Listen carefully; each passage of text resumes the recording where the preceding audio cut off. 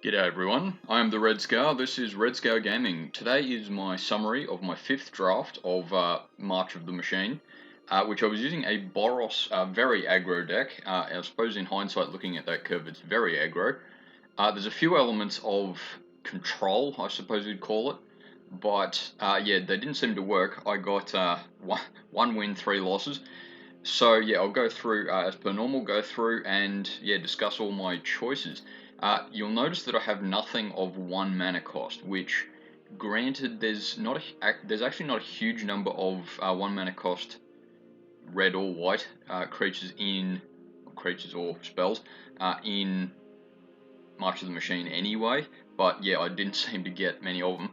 So let's start with this Realm Breaker's Grasp. Excuse my Australianness. Yeah, it was one of the very few sort of control aspects I've got, and at least the thought of this, which I did use a few times actually, was basically if my opponent has one creature out, then I can basically play Realmbreaker's Grasp on that and essentially destroy all creatures that he's got, so I can attack and sort of don't care about losing anything, which I think in that regard worked pretty well. I would say that it didn't match with the right creatures, if that's the way to phrase it. Sunder the Gateway, I probably could have got a little bit more use out of. Maybe bad luck, but there's a few times that I did get to use it, but I don't think I ever destroyed target artifact or enchantment, did I? There's a, but yeah, I certainly didn't use it particularly well. Maybe I should have dropped, say, even 2 of them, but we'll get to that later. Daxos, Blessed by the Sun, was one of the slightly more defensive options, but at least in the right circumstances, he's, say, even just a 2/2 on turn 2, which is certainly not bad. Gaining that bit of life lets me survive a little longer. I got to play him game 2, if I remember correctly, and he did all right in that one, but yeah, certainly didn't win me the game for that. Furnace Gremlin got actually pretty good use out of him.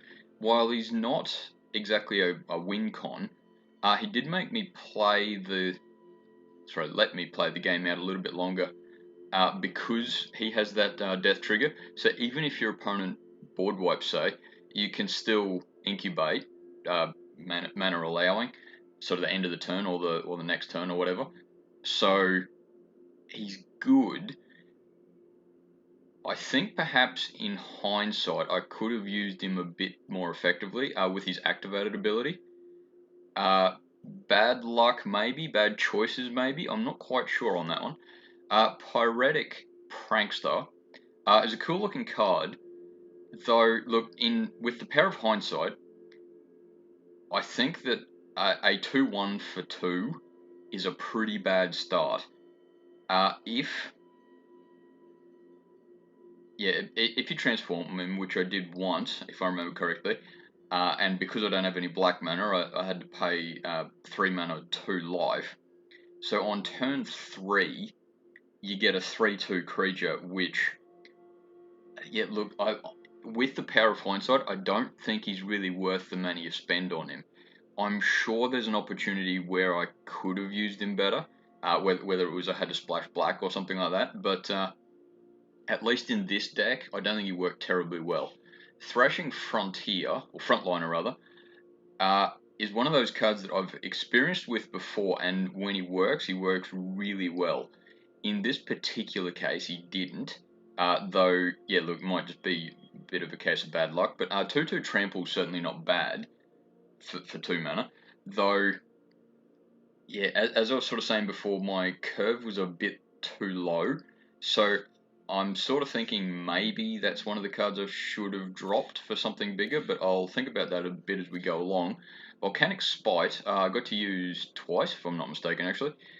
It's good as a combat trick, it's good as a removal, and look, if I'd got the opportunity, which if I remember correctly, I think I did, I should have probably gone a second copy of it, just to sort of make sure I could stay on the offensive.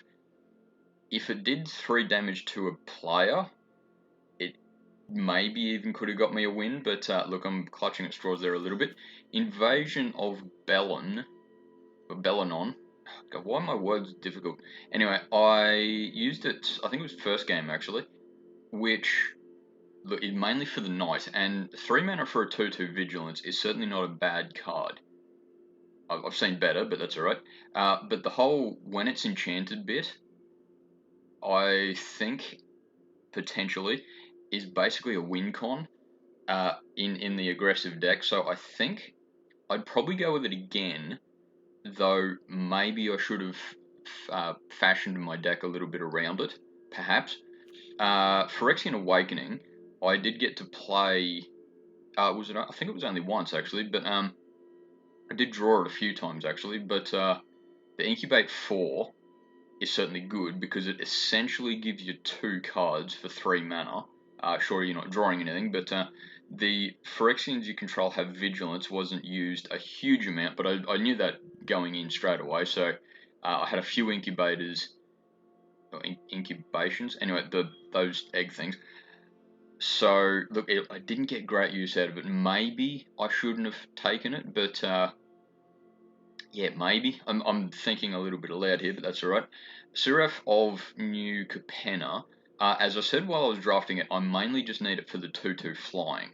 I don't think I was ever going to transform it, and yeah, I sort of stick by that at least in this case.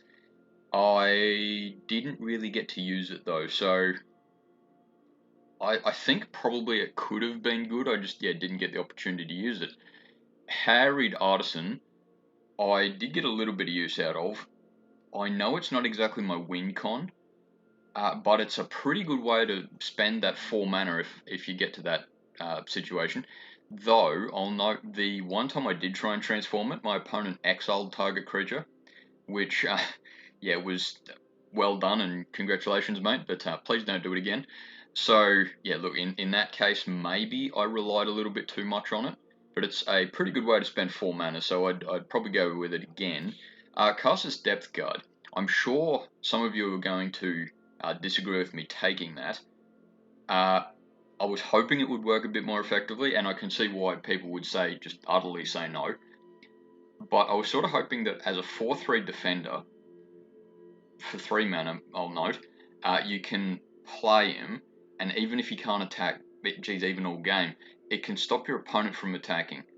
So maybe I could afford to hold my breath, but I suppose maybe I shouldn't have taken him simply because he can't attack straight away. So yeah, I maybe should have leaned on the whole aggressive bit more. I was hoping though that if I played Caster's Depth Guard with, say, Anarcha Javelineer, he could have been a pretty effective card for 3 mana, but didn't get the opportunity. Maybe I shouldn't have put him in the deck, but yeah, I can very much see why you'd say simply no, don't take it, but yeah, I hope I could have used it once. Maybe take out one to get rid of Caster's Depth Guard, just so you can use him that once. But anyway, Invasion of Kylem. I think I got to play that once, but yeah, in the opportunity I did use it rather. It was essentially I had one creature and was about to die anyway, so I didn't get terribly great use out of it. I probably could have got more use. In fact, I think it's probably a very good card in this situation because I'm going aggressive with lots of low mana cost creatures, as I'm sure you can see with this sort of graph format here. And even if I basically end up sacking a creature because of it, +2 in Vigilance is pretty damn good. Didn't transform it, but yeah, I can see why I wanted to. Infected Defector I got to play once. I'm sort of not a huge fan of it anyway. I know it's not useless, but 5 mana for anything with 3 toughness, you got to be a bit careful of, especially in an aggressive deck. I would perhaps argue, but I think I took it mainly for the Incubate 3, which yeah, maybe I should have leaned a bit less on incubation, maybe. But yeah, either way, I think in a similar situation, I might not go with Defector again. An Arcade Javelinier, I got good use out of. I'm pretty happy with it. I'm happy that I picked that card. Without remembering every single option that I had, but I did need something that was a bit big mana anyway, and it does have the advantage of, even if for whatever reason, like my last game, I have to sort of stay on the defensive, you can just do 2 damage at the end of turn. Now, in my last particular game, it would have been, I have to be defensive in 5 turns, and it just wasn't good enough in that circumstance, but I can see why you'd go with it. I think Itali, as I said when I was drafting it, it's maybe just that bit too big for sort of any draft. If you can play it, it's probably not far from target player wins the game. But yeah, 7 mana though is difficult to cast regardless of what I'm doing. So maybe I should have not played or not had a Tali at all. Though I'm also thinking, should I have even taken out 1 or 2 lands? Because there was, I suppose, particularly the last game, but I think it was game 2 as well, that I was a bit heavy on lands. So, and especially looking at that graph there, I've got the vast majority of my everything is either 2 or 3 mana cost. In fact, just off the top of my head, that's 5, 18, so that's, yeah, nearly, sorry, my maths head just fell out. Yeah, it's more than 3 times of my cards are 2 or 3 mana cost, so, oh, jeez, and I do maths for a living usually. Anyway, you've caught me on a bad day. So 3/4, thank you, of my deck is pretty low mana, so I probably should have dropped, I'm guessing maybe a mountain and a plains, just so I could be slightly more likely to draw a creature or something. But yeah, we'll see. We'll think about it next time.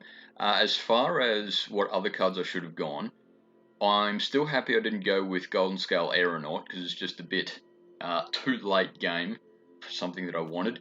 Scroll Shift, maybe, yeah, maybe I could have used. I think though, without remembering every single detail of every single game, there might have been the opportunity where I could have used it a bit more on the defensive and drawn a card, thus getting the creatures I needed or something like that. But yeah, I don't think I would have gone any more than 1 copy. Kithkin Billy Rider, as I said during the draft, it's probably just not quite strong enough for an aggro deck. Aerial Boost, yeah, I did want it, but yeah, it's sort of, I suppose maybe in hindsight, take out, because I was talking about taking out Caster's Depth Guard for it. Yeah, think about it though. Antarctic Dune Shaper, I've had some success with it, but yeah, look, I don't think I would have been any better going lower in the mana curve. Eye of Gataxis is actually one of the cards that maybe I should have gone blue for. The draw card is certainly good, and I did have a bit of reliance, if that's the word, for the incubator mechanic. So I suppose if I was going anything blue, Eyes of Gataxis would have been it. Meeting of Minds, not so much, because it's pretty much you have to rely on Meeting of Minds turn 4-ish. And yeah, I know there's definitely situations where you can cast it turn 2 or something like that, but yeah, I was trying to be aggressive and it just didn't work. So maybe I should have gone Meeting of Minds. Thundering Squadron, yeah, in a draft like this, I don't think is particularly good. As far as the black cards, Corrupted Conviction is probably the only one. Though I suppose Ica Shade wouldn't have been bad. That would have gone in if I'd gone black. But 2 cards to go in an aggressive deck, maybe not. Mirren Bane Splitter, yeah, I don't think I've ever really used it particularly well. It's basically a combat trick, and I was trying to focus a bit, maybe I should have focused more on creatures, So I suppose maybe taking out Phyrexian Awakener for Mirren Bane Splitter. Maybe, yeah, but I do like it as a card. It just didn't work well this time, so maybe I'm looking at it through the wrong lens. Hang a scrounger. My Australian accent's getting to me. Yeah, I still don't think for 3 mana is good for this kind of deck. It works when it works, but yeah, just not for this deck. Into the Fire, I do like. It's a good card, but it's also basically a board wipe. So I was sort of I took it out because it's basically if I start losing, play Into the Fire, and maybe the 4th game I could have used it, but yeah, just didn't get the opportunity. Searing Barb, yeah, it's all right, but once again, I sort of would have been relying on Incubator. So yeah, maybe the Incubate mechanic. As I said before, maybe I should have either leaned on it more or had it less. But yeah, it's sort of what to take out instead. Atraxas Fall is a good card, but I'm not splashing green just for that. And Skittering Surveyor is certainly not aggro enough, but it is a good way to get land. So look, I'll save it for next time maybe.